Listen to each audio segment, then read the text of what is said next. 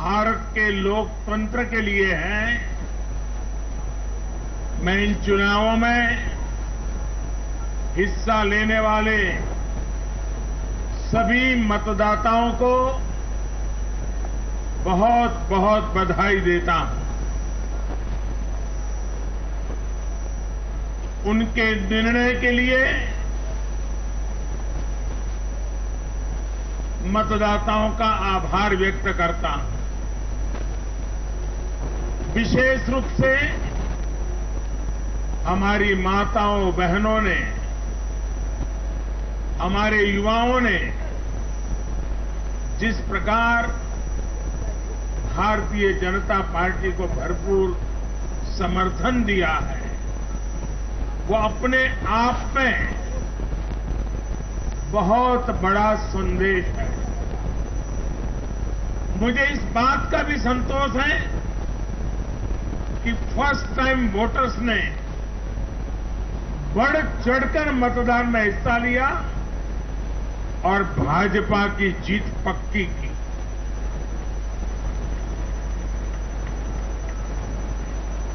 चुनाव के दौरान भाजपा के कार्यकर्ताओं ने मुझसे वादा किया था कि इस बार होली 10 मार्च से ही शुरू हो जाएगी। हमारे कर्मठ कार्यकर्ताओं ने ये विजय ध्वज फहरा करके इस वायदे को पूरा करके दिखाया है। मैं भाजपा के सभी कार्यकर्ताओं की भूरी भूरी प्रशंसा करूंगा, जिन्होंने दिन रात देखे बिना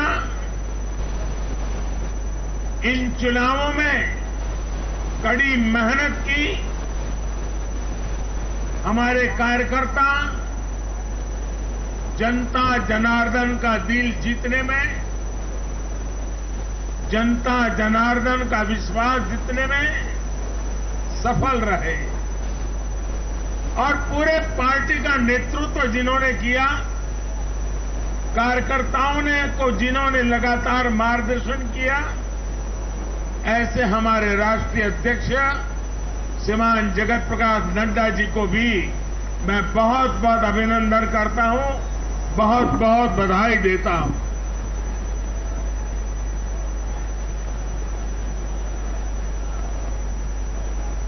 पार्टी के हर छोटे मोटे सभी कार्यकर्ताओं ने उनके अथक परिश्रम से आज एनडीए के लिए जीत का चौका लगाया है।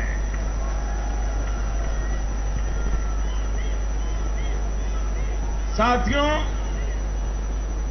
उत्तर प्रदेश ने देश को अनेक प्रधानमंत्री दिए, लेकिन 5 साल का कार्यकाल पूरा करने वाले किसी मुख्यमंत्री के दोबारा चुने जाने का यह पहला उदाहरण है।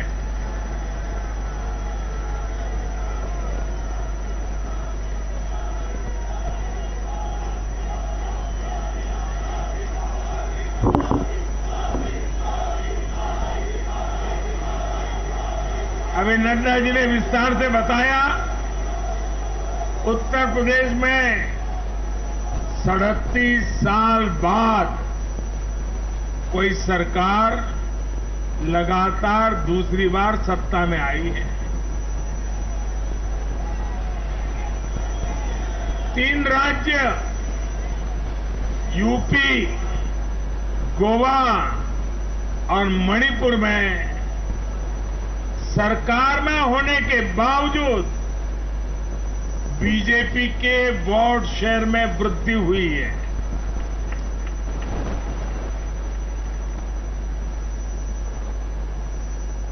गोवा में सारे एग्जिट पोल गलत निकल गए और वहां की जनता ने तीसरी बार सेवा करने का मौका दिया है।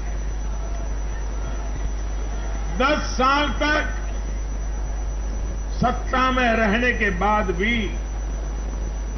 राज्य में बीजेपी की सीटों की संख्या बढ़ी है। उत्तराखंड में भी भाजपा ने नया इतिहास रचा है। राज्य में पहली बार कोई पार्टी लगातार दूसरी बार सत्ता में आई है। यानी सीमा से सटा एक पहाड़ी राज्य,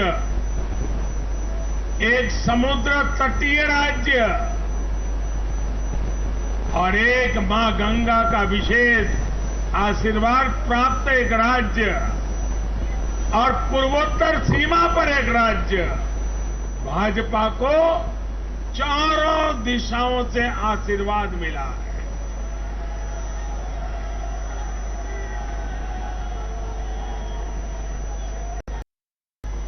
इन राज्यों की चुनौतियां भिन्न है, सबकी विकास की यात्रा का मार्ग भिन्न है, लेकिन सबको जो बात एक सूत्र में पिरो रही है वो है भाजपा पर विश्वास। भाजपा की नीति, भाजपा की नीयत और भाजपा के निर्णयों पर अपार विश्वास। साथियों, ये चुनाव नतीजे भाजपा की पुअर, प्रोएक्टिव गवर्नेंस पर एक प्रकार से बड़ी मजबूत मोहर लगाते हैं। पहले जनता अपने ही हक के लिए सरकार के दरवाजे खटखटाकर थक जाती थी। बिजली, पानी, गैस, टेलीफोन, बहुत बुनियादी सुविधाओं के लिए, सामान्य जरूरतों के लिए सरकारी दफ्तरों के चक्कर काटने पड़ते थे, पैसे देने पड़ते थे। कुछ साधन संपन्न लोगों तक सुविधा पहुंचने के रास्ते अलग थे, पहुंच जाती थी। देश में गरीबों के नाम पर घोषणाएं बहुत हुई, योजनाएं भी बहुत बनी, लेकिन उस योजनाओं का जो हकदार था, जिस गरीब का उस पर हक था, उसके लिए ये हक उसको मिले, बिना परेशानी को मिले, उसके लिए गुड गवर्नेंस, डिलीवरी, इसका बड़ा महत्व होता है। लेकिन भाजपा इस बात को समझती है और मैं लंबे अरसे तक मुख्यमंत्री के नाते काम करके आया हूं, इसलिए मुझे पता है कि आखिरी इंसान की सुविधा के लिए कितनी मेहनत करनी चाहिए। बीते वर्षों में हमने गवर्नेंस डिलीवरी सिस्टम तो बेहतर किया ही, साथ साथ पूरी प्रक्रिया में पारदर्शिता भी लाए हैं। भाजपा गरीब को भरोसा देती है कि प्रत्येक गरीब तक सरकार ने निर्णय किए हुई सुविधाएं जरूर पहुंचेगी। और मैं गरीब के घर तक उसका हक पहुंचाए बिना चैन से बैठने वाला इंसान नहीं।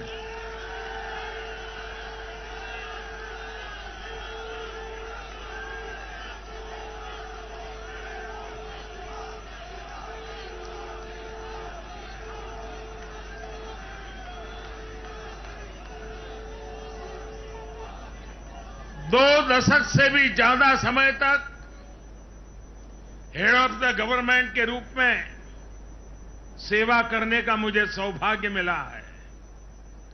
सरकार में कितनी दिक्कतें होती हैं, गवर्नेंस में कितनी दिक्कतें होती हैं, इसको भली भांति जानता हूं। उसके बावजूद भी मैंने एक ऐसी हिम्मत की है, शायद कोई न कर पाए।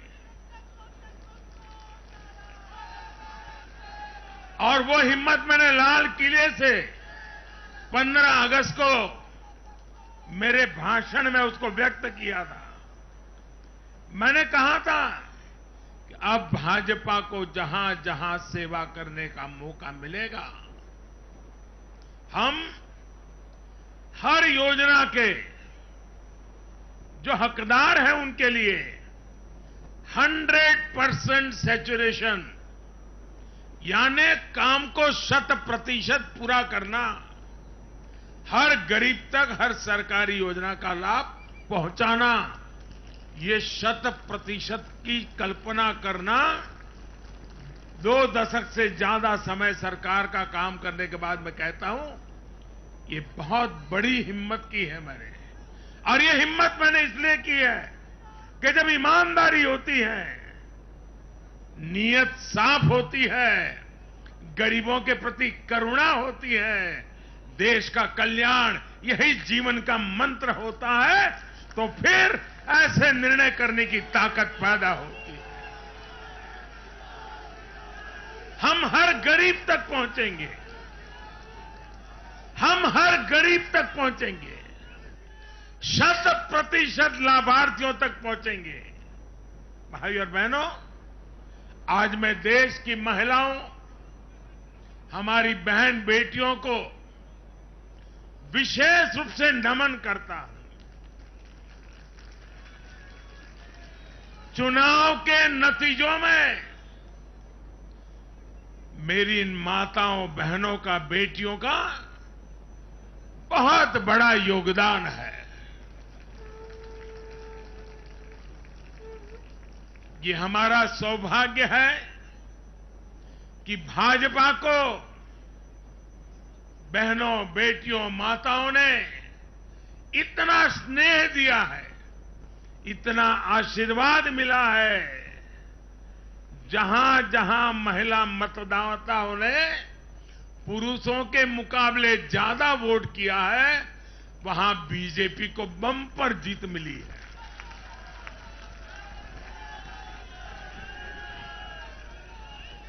एक प्रकार से हमारी माताएं, बहनें, हमारी बेटियां, हमारी ये स्त्री शक्ति भाजपा की जीत की सारथी बनी है।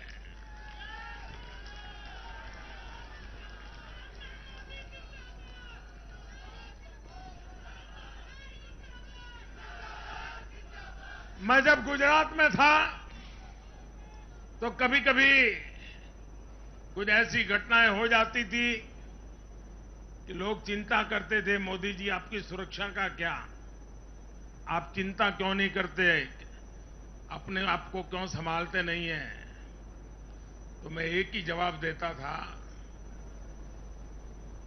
कि कोटि कोटि माताओं का, स्त्री शक्ति का मुझे सुरक्षा कवच मिला हुआ है।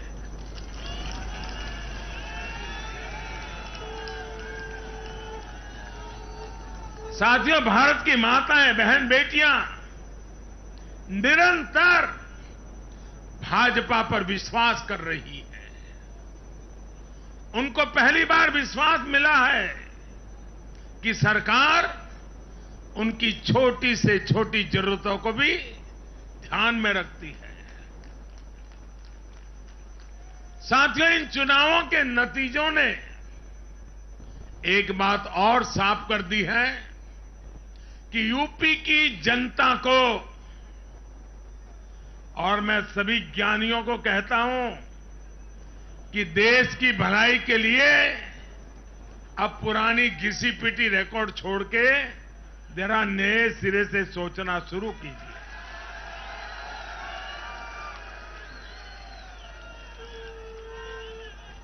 इस देश के लिए बड़ी दुख की बात है। मैं स्वयं बहुत दुख अनुभव करता था जब ये ज्ञानी लोग यूपी की जनता को सिर्फ और सिर्फ जातिवाद के तराजू से तोलते थे, जातिवाद की दृष्टि से देखते थे। मैं समझता हूं कि उत्तर प्रदेश के नागरिकों को जातिवाद की बाड़ाबंदी में बांध करके वे उन जातियों का अपमान करते थे, उन नागरिकों का अपमान करते थे, पूरे उत्तर प्रदेश का अपमान करते थे।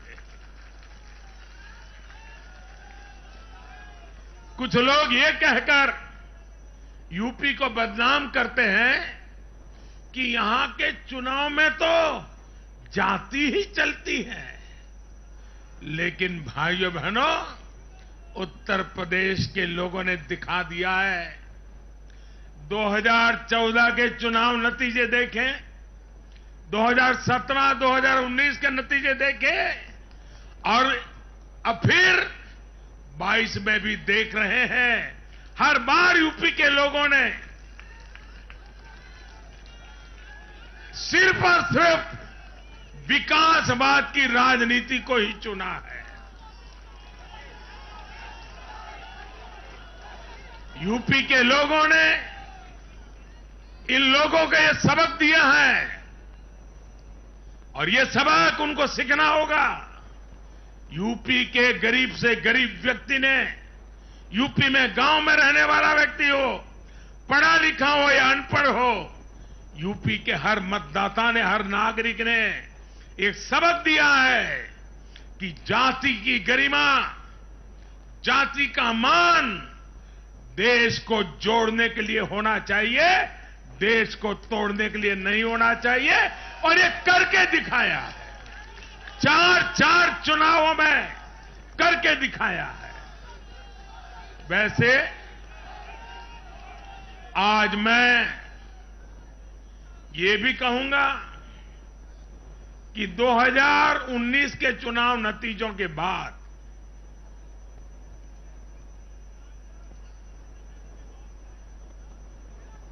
कुछ पॉलिटिकल ज्ञानियों ने कहा था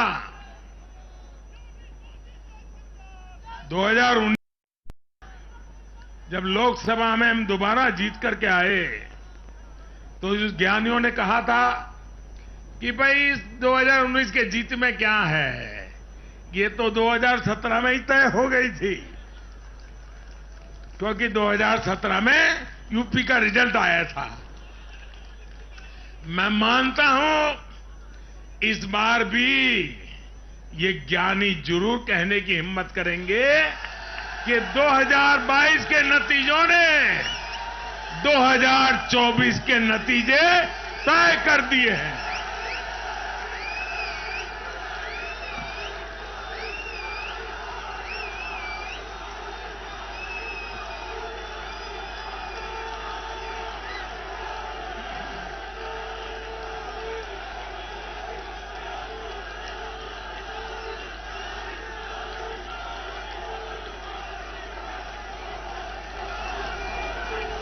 मैं आज पंजाब के भाजपा कार्यकर्ताओं की भी विशेष प्रशंसा करूंगा। उन्होंने विपरीत परिस्थितियों में जिस प्रकार पार्टी का झंडा बुलंद किया है, वो आने वाले समय में पंजाब में भाजपा की मजबूती को, देश की मजबूती को एक अहम स्थान के रूप में विकसित करेंगे, ये मेरा पूरा विश्वास है। पंजाब में भाजपा एक शक्ति के रूप में उभरनी है, ये मैं अपनी आंखों के सामने देख रहा हूं दोस्तों। सीमावर्ती राज्य होने के नाते पंजाब को अलगाववादी राजनीति से सतर्क रखना भाजपा का कार्यकर्ता जान की बाजी लगा करके भी इस काम को करता रहेगा। आने वाले 5 सालों में भाजपा का हर कार्यकर्ता वहां इस दायित्व को जोर शोर से निभाने वाला है। ये विश्वास मैं पंजाब की जनता को आज देना चाहता हूं। साथियों, ये चुनाव ऐसे समय में हुए हैं जब दुनिया 100 साल के सबसे बड़े कोरोना जैसी महामारी के संकट से लड़ रही है। पूरी मानव जात, पूरा विश्व 100 साल में ऐसी बीमारी नहीं देखी, ऐसी मुसीबत से लड़ना नहीं पड़ा है। ये जैसे कुछ कम था तो युद्ध ने भी विश्व की चिंताएं बढ़ाई है। इन परिस्थितियों में दुनिया भर की सप्लाई चेन छिन्न भिन्न हो गई है। 2 साल से सप्लाई चेन पर बहुत ही विपरीत प्रभाव हुआ और युद्ध ने उसमें और जोड़ दिया। इन चुनौतियों से निपटने के लिए भारत ने जो कदम उठाए, आर्थिक स्तर पर जो फैसले लिए, गरीब कल्याण के जो फैसले लिए, उन सभी ने भारत को संभलकर आगे बढ़ने में बहुत मदद की। भारत बच पाया है क्योंकि हमारी नीतियां जमीन से जुड़ी रही। हमारी नीतियां जमीन से जुड़ी रही और हमारे प्रयास निष्ठा और नियत की पटरी पर अविरत आगे बढ़ते रहे। जहां जहां डबल इंजन की सरकार रही, वहां पर जनता के हितों की डबल सुरक्षा हुई और विकास के कार्यों की गति भी तेज हुई। इस समय जो युद्ध चल रहा है, उसका प्रभाव प्रत्यक्ष और परोक्ष रूप से दुनिया के हर देश पर पड़ रहा है। भारत शांति के पक्ष में है, बातचीत से हर समस्या को सुलझाने के पक्ष में है।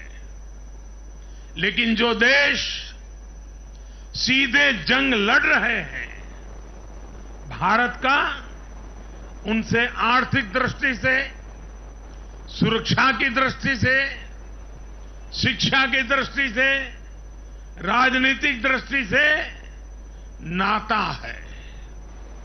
भारत की बहुत सारी जरूरतें इन देशों से जुड़ी हुई हैं।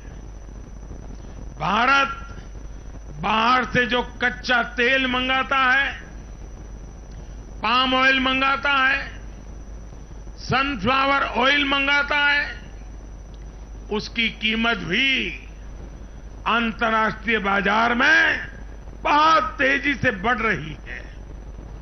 कोयला हो, गैस हो, फर्टिलाइजर हो, सभी की कीमतों में पूरी दुनिया में कल्पना बाहर का उछाल आ रहा है। युद्ध के कारण पूरी दुनिया में महंगाई बढ़ रही है। विकासशील देशों को विशेष रूप से कठिनाई का सामना करना पड़ रहा है। साथियों, इस वैश्विक संदर्भ में इन कठिनाइयों के बीच इस बार के बजट ने तो एक विश्वास पैदा होता है। देश आत्मनिर्भर भारत अभियान के मार्ग पर आगे बढ़ रहा है। इस भावना को इस बार के बजट से और ऊर्जा मिली है और मैं मानता हूं कि दुनिया भर में बने निर्माण हुए इस विपरीत वातावरण में, उथल पुथल से भरे माहौल में, अनिश्चितता से भरे माहौल में भारत की जनता ने विशेष करके उत्तर प्रदेश जैसे राज्यों ने अपनी दूरदृष्टि का परिचय दिया है। भारत के मतदाताओं ने जिस तरह इन चुनावों में स्थिर सरकारों के लिए वोट दिया, वो इस बात का प्रतिबिंब है कि लोकतंत्र भारतीयों की रगों में है।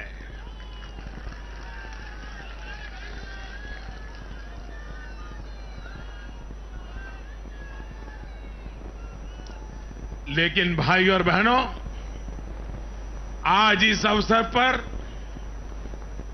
मैं देश के सामने अपनी कुछ चिंताएं भी रखना चाहता हूं।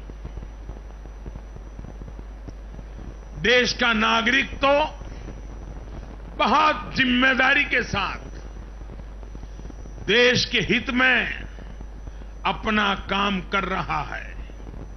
जब भी उसको अवसर मिलता है वो जिम्मेदारी के साथ पेश आता है। देश का सामान्य नागरिक राष्ट्र निर्माण में जुटा है, लेकिन हमारे यहां कुछ लोग लगातार राजनीति का स्तर गिराते जा रहे हैं।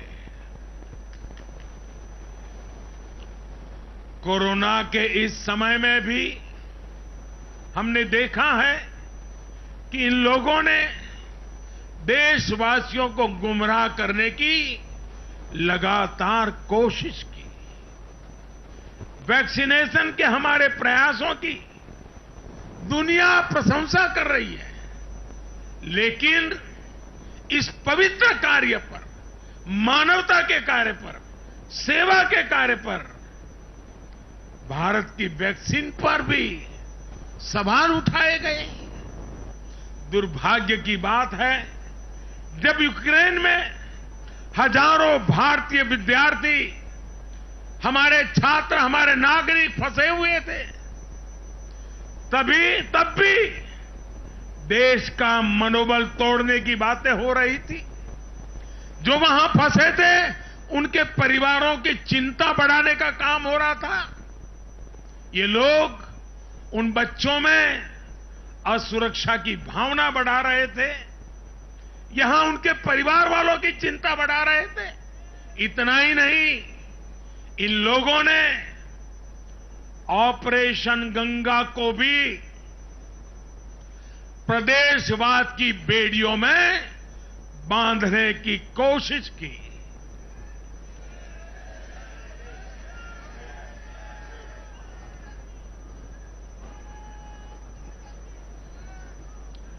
हर योजना को, हर कार्य को क्षेत्रवाद, प्रदेशवाद, जातिवाद, संप्रदायवाद का रंग देने का प्रयास भारत के उज्जवल भविष्य के लिए बहुत बड़ी चिंता का विषय है। साथियों, इन चुनावों में मैंने लगातार विकास की बात की। गरीबों को घर, गरीबों को राशन, वैक्सीन, आधुनिक इंफ्रास्ट्रक्चर, हर विषय पर भाजपा का विजन लोगों के सामने रखा। इसके साथ ही जिस एक बात पर मैंने सबसे ज्यादा चिंता जताई थी, वो थी गौर परिवारवाद। मैंने राज्यों के लोगों को बताया कि कैसे मैं किसी परिवार के खिलाफ नहीं हूं, न ही मेरी किसी की व्यक्तिगत दुश्मनी है। मैं लोकतंत्र की चिंता करता हूं और मैं सभी ज्ञानियों को कहता हूं, जरा लोकतंत्र के तराजू पर इन चीजों को तोल के देखो।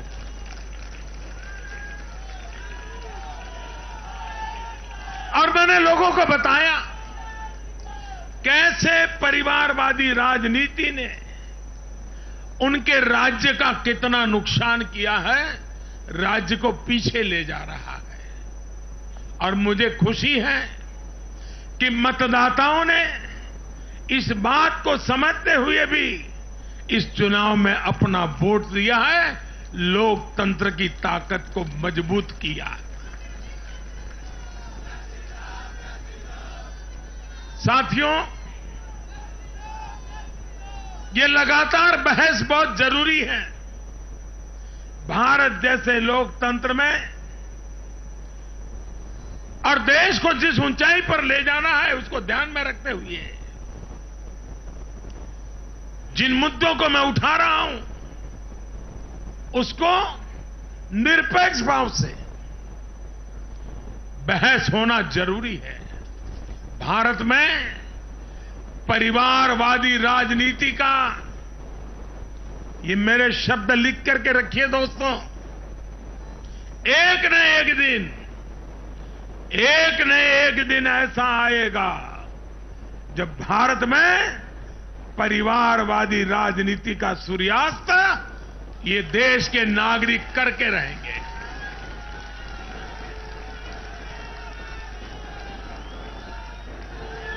इस चुनाव में देश के मतदाताओं ने अपनी सूझबूझ का परिचय दिखाते हुए ये क्या होने वाला है, इसका इशारा कर दिया है। साथियों, आज एक और विषय में देश के लोगों के सामने रखना चाहता हूं। ये विषय है भ्रष्टाचार के खिलाफ कार्रवाई को रोकने की साजिश। आप मुझे बताइए साथियों, क्या भ्रष्टाचार के खिलाफ कार्रवाई होनी चाहिए कि नहीं होनी चाहिए? भ्रष्टाचार करने वालों पर कड़ी कार्रवाई होनी चाहिए कि नहीं होनी चाहिए? ये भ्रष्टाचार रूपी दिमाग देश में से नष्ट होनी चाहिए कि नहीं होनी चाहिए? साथियों, हमारे देश में भ्रष्टाचार के खिलाफ लोगों में, भ्रष्टाचारियों के खिलाफ, ऐसे लोगों के प्रति एक भयंकर नफरत का भाव रहता है। देश की गाढ़ी कमाई को लूटकर अपनी तिजोरी भरने की ये प्रवृत्ति कुछ लोगों की पहचान के साथ जुड़ गई है। भारतीय जनता पार्टी 2014 में एक ईमानदार सरकार का वायदा करके चुनाव जीती थी और हमारी ईमानदारी को देखकर 2019 में जनता ने हमें और ज्यादा आशीर्वाद दिया।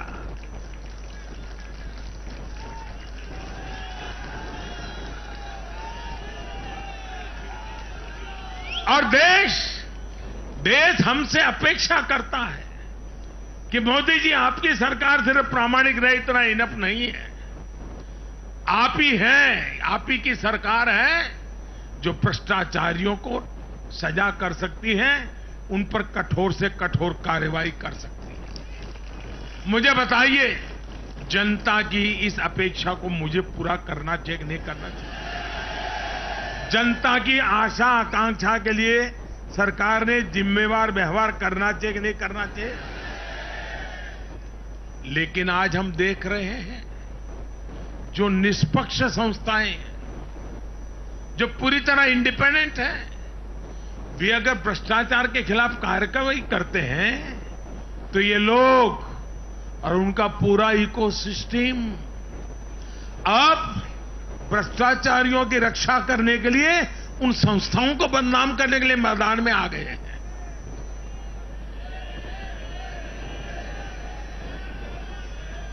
ये देश का कितना बड़ा दुर्भाग्य है कि घोटालों से घिरे लोग एकजुट होकर अब अपनी इकोसिस्टम की मदद से इन संस्थाओं पर ही दबाव बनाने लगे हैं। जांच एजेंसियों को रोकने के लिए ये लोग अपने इकोसिस्टम के साथ मिलकर नए नए तरीके खोजते हैं। इन लोगों को देश की न्यायपालिका पर भी भरोसा नहीं है। पहले हजारों करोड़ रुपए का भ्रष्टाचार करो, फिर जांच भी नहीं होने दो, और जांच करे तो उस पर दबाव बनाओ। ये इन लोगों की प्रवृत्ति है। और देश के लोगों को एक और बात पर मैं ध्यान देना के लिए आकर्षित करना चाहता हूं। ये लोग किसी भ्रष्टाचारी पर कार्रवाई होते ही उसे धर्म का रंग देते हैं, प्रदेश का रंग दे देते हैं, जाति का रंग देने लगते हैं। ये नए तौर तरीके शुरू हुए हैं। किसी माफिया के खिलाफ अदालत कोई फैसला सुना देती है तो भी उसे ये लोग धर्म और जाति से जोड़ देते हैं। ऐसे में भारत के मैं सभी संप्रदायों से आग्रह करता हूं, मैं सभी जाति पे गर्व करने वाले ईमानदार लोगों से आग्रह करना चाहता हूं। उन सबको सोचना होगा कि ऐसे भ्रष्टाचारियों, ऐसे माफियाओं को अपने समाज से, अपने संप्रदाय से, अपनी जाति से दूर करने की हिम्मत करें। इससे समाज भी मजबूत होगा, संप्रदाय भी मजबूत होगा और हर व्यक्ति का भला होगा। और यूपी में हमारी विजय का एक कारण यह भी है कि वहां के लोगों ने कई दशकों से ऐसी राजनीति का बहुत नुकसान सहा है। मैं बनारस का सांसद होने के नाते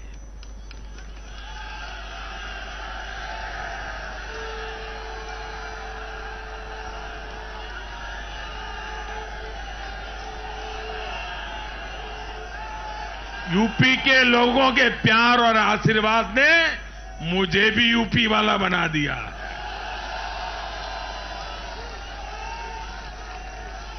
मैं बनारस का सांसद होने के नाते मेरे अनुभव से कह सकता हूं, यूपी के लोग ये बात समझ चुके हैं कि जाति को बदनाम करने वालों से, संप्रदाय को बदनाम करने वालों से अब दूर रहना है और राज्य के विकास को ही सर्वोच्च प्राथमिकता देनी है। साथियों, आजादी के 75वें वर्ष को देखते हुए भी इन चुनाव परिणामों का बहुत महत्व है। भारत आजादी के अमृत काल में प्रवेश कर रहा है। ये चुनाव परिणाम आने वाले 25 वर्षों के हमारे राष्ट्रीय संकल्पों के प्रति देश के मिजाज को, देश के मूड को प्रतिबिंबित करते हैं। यहां से हम दो पटरियों पर एक साथ तेजी से काम करने वाले हैं। एक तरफ गांव, गरीब, छोटे किसान, लघु उद्यमी, उनके कल्याण पर हमारा जोर है। वहीं दूसरी तरफ देश के संसाधनों, देश की युवा शक्ति को नए अवसर देकर हम आत्मनिर्भरता के मिशन को तेज करना चाहते हैं।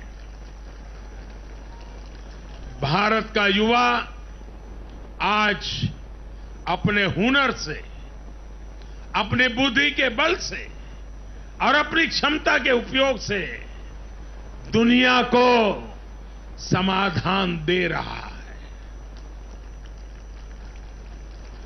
दुनिया का सबसे बड़ा और सबसे तेज टीकाकरण अभियान आज के भारत के सामर्थ्य का बड़ा उदाहरण है। आज भारत डिजिटल पेमेंट सिस्टम में आत्मनिर्भर हो रहा है। स्टार्टअप के क्षेत्र में अपना सामर्थ्य बढ़ा रहा है और तकनीक के क्षेत्र में नई नई उपलब्धियां प्राप्त कर रहा है। और यह सब हो रहा है उसकी युवा शक्ति के कारण। भारत में शिक्षा का स्तर उच्च कोटि का हो, जो देश और दुनिया की जरूरतों को पूरा करने वाली वर्कफोर्स तैयार कर सके, यह हमारा संकल्प है। आज एक ऐसे नए भारत का निर्माण हो रहा है जहां आपकी पहचान आप से होती है।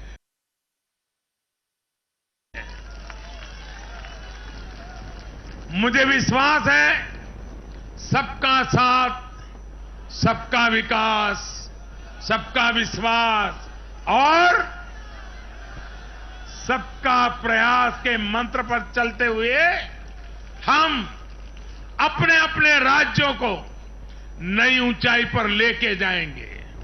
जब देश के हर राज्य का विकास होगा तो देश का भी विकास होगा।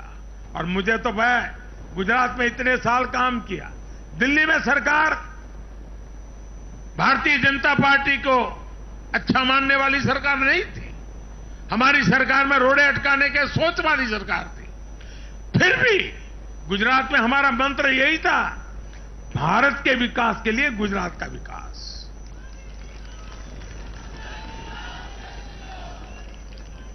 साथियों, हमें जुट जाना है, एक पल भी गंवाना नहीं है।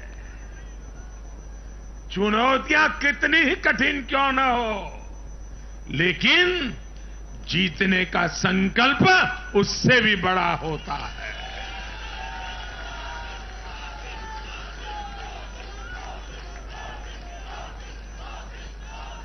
बड़े संकल्पों के साथ, बड़े सपनों के साथ ऊंची सी ऊंची ऊंचाइयों को पार करने के इरादे के साथ देश को आगे बढ़ाना है। साथियों, इतना बड़ा भव्य विजय भारत के उज्जवल भविष्य की गारंटी है। मैं एक बार फिर भारत के उज्जवल भविष्य के लिए ये जो निर्णायक मतदान किया है, इसलिए हमारे मतदाता अभिनंदन के बहुत अधिकारी है। आइए दोनों हाथ ऊपर करके तालियों के गड़गड़ाहट के साथ सभी मतदाताओं का अभिनंदन करें, मतदाताओं का आभार व्यक्त करें, मतदाताओं का गौरवगान करें।